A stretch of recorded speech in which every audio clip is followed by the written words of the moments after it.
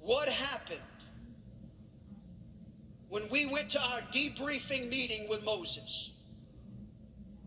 Yeah, I do.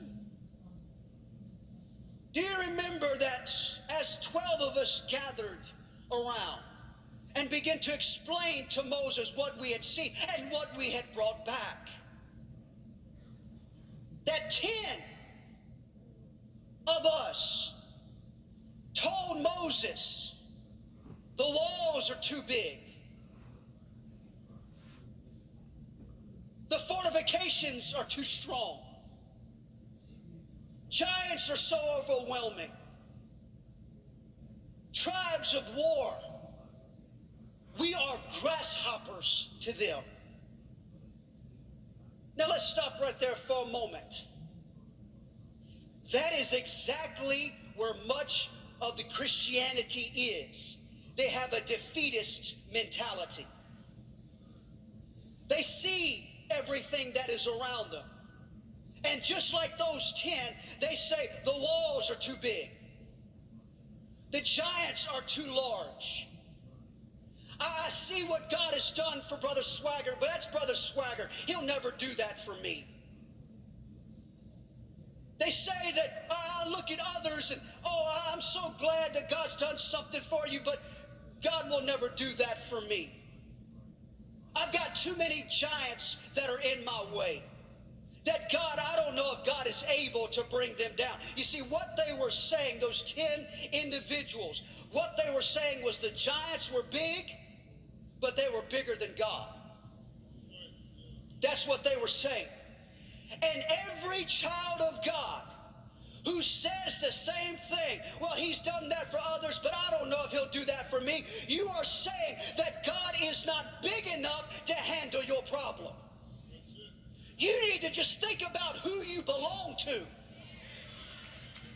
You need to think about for a moment what God did for you to bring you out of the mess and bring you into his marvelous light. You need to think for just 1 second the price that he paid for you. If he did it for you for salvation, God can do anything that you need him to do for you. And Caleb told Joshua, those jokers claimed that God wasn't big enough. God had already promised them the land. He'd already told them, this is your land, and yet they were still saying, God's not big enough. Come on now. If you want to believe that, great. You'll never have God do anything for you. Because God never operates in doubt.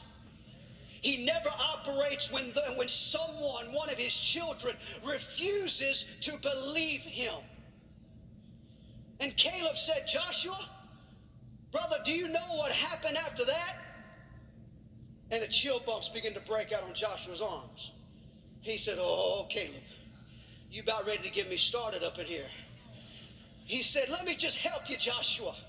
He said, we stood up and we told Moses and those 12 or those other 10, we told them all, hey, listen, those giants may be big. The fortifications may be big. The tribes may be large and warlike. But guess what? We are able to go up and take the country and possess the land from Jordan to the sea. Those giants may be there, not way to hinder. My God has given us the victory.